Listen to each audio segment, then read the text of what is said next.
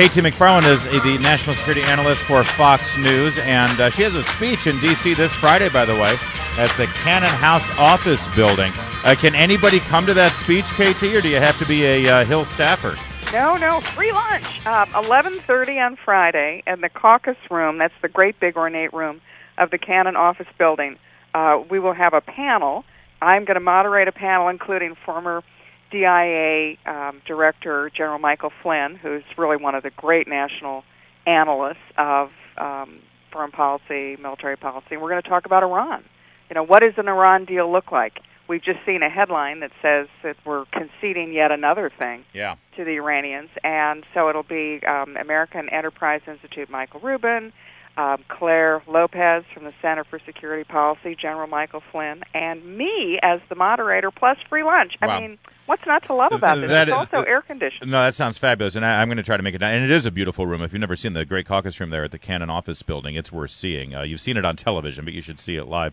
Well, KT, I want to start right there with Iran, because I saw the headline today from the New York Times as well, that John Kerry is basically sending signals. You know, let me step back for a minute. When they all left in March, I think it was, at the end of March, with this understanding or this agreement with Iran, the White House laid out all of these provisions. You know, we'll only lift the sanctions when Iran does this, and this, and we can verify it all. And Iran said, oh, no, that's not what we agreed to. You're going to lift the sanctions immediately. And we said, no, not at all. Well, now it turns out John Kerry is ready to lift those sanctions. Am I reading this wrong? Yeah, I mean, here's the thing. When this whole negotiation started out, it made some sense. And that was Iran is going to stop, dismantle, that's the quote, dismantle is the word, its nuclear program, and we're going to lift sanctions and welcome them into the world community. Where we are now is the complete opposite of that. We're going to lift sanctions. We're going to unfreeze their assets. They're going to get above $100 billion on day one, sanctions lift on day one, and there's not going to be any time, any place inspections. They're not going to tell us where their research is to date. To me, we now have an agreement that the President and Secretary Kerry are negotiating, which is unverifiable because there won't be any inspections anytime, any place. It's unenforceable because we're already giving up all the leverage on day one. What happens if on day two they decide to cheat?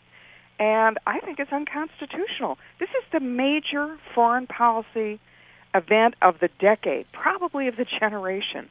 And we're not presenting it to Congress as a treaty. This is just going to be something the President and his Secretary of State sign off on because they think it's a terrific idea. What happens if 3 years from now we're in a nuclear arms race in the Middle East and you can point directly back to this deal and say that's what launched it?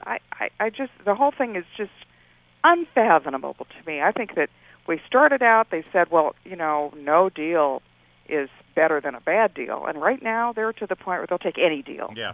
Well, in KT, Dan Bongino here, I don't think that's actually true, and I'm sure you disagree. I mean, a no deal where the sanctions would have remained in place is a terrific place to be right now. Right, exactly. It's just incredible. But my question to you on this one is, do you see a more forceful Israel as this deal gets closer to fruition, given how bad it is and how the public exposure to the inner sanctum of this deal starts to leak out? Do you see a more forceful Israel? I know what's going on behind the scenes, but maybe publicly?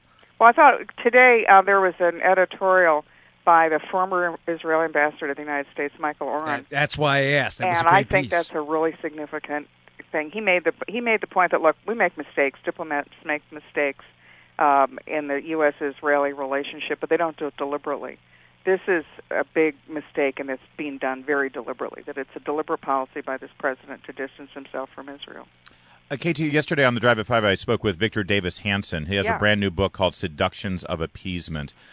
Is it too strong? Is it too harsh at this point to accuse Obama and Kerry and this entire national security apparatus in the White House as flirting with appeasement at this point, really solely just for the purpose of being able to walk away and say, look, I made a deal? On the Iran thing? Yeah. Not appeasement, capitulation. Even worse. I think it's even worse. Yeah. And Dan's right. No deal is so much better than this deal because Iran's getting nuclear weapons, okay? The Obama administration has so bungled this that Iran's getting nuclear weapons sooner or later. The question is it going to be a rich, powerful, regional power like Iran getting nuclear weapons, or is it going to be Iran on its back heels, broke, having to answer to an angry population? I'd much rather have a broke Iran than a rich Iran with nukes flying around the Middle East. Yeah, I mean, the analogy is almost is crazy. It's almost like saying, well, I gave someone a gift and they opened a box and a poisonous snake jumped out and bit him, and saying, well, what did you want? No gift at all? I mean, they have really, and that Oren piece, I'm so glad you brought that up. That's actually why I asked the question. It was such a great piece. I think it was in the Wall Street Journal, where he just, I was stunned. And you can see, Katie, at some points he's trying to be a little delicate, like giving President Obama a little credit for this.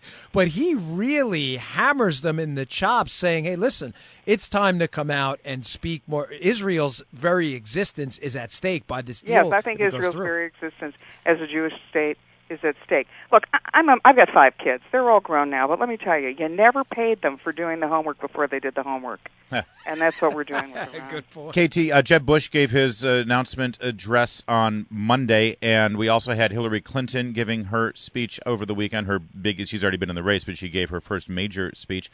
How do you contrast those two who are being considered as the front runners in terms of their national security stances? Jeb Bush sounded pretty hawkish on Monday.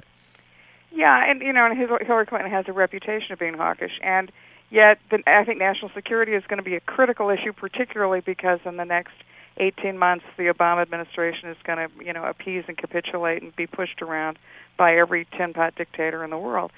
So national security and America's leadership role in the world will be a significant thing. But I got to tell you, on the whole national security thing, who's got the best resume? That's the guy we want. I watched Ronald Reagan run for president in 1979, 1980, and everybody said, he's not smart enough to be president. What does he know about foreign policy? He's not met with world leaders. And they compared and contrasted him to all the other people he was running against as knowing so much more. Well, guess what? Ronald Reagan turned out to be the best foreign policy president we've had in 2 generations. Why? Because he was the only guy who figured out how to stop communism and take down the Soviet Union. All those great experts with the big resumes and the big degrees, they didn't have a clue. And Reagan was the one that thought asymmetrically out of the box, how do we do this? So I'm looking not for somebody who's got a terrific resume, although I like good resumes, I got one, but I'm looking for somebody who's got good judgment. All right, Katie McFarland, we got to leave it there, but clearly Katie McFarland coming down for Donald Trump. I beat China all the time. Katie, thank you. And once again, Katie McFarland giving a panel and a speech this Friday at 11:30 a.m. at the Cannon Building right down by the Capitol.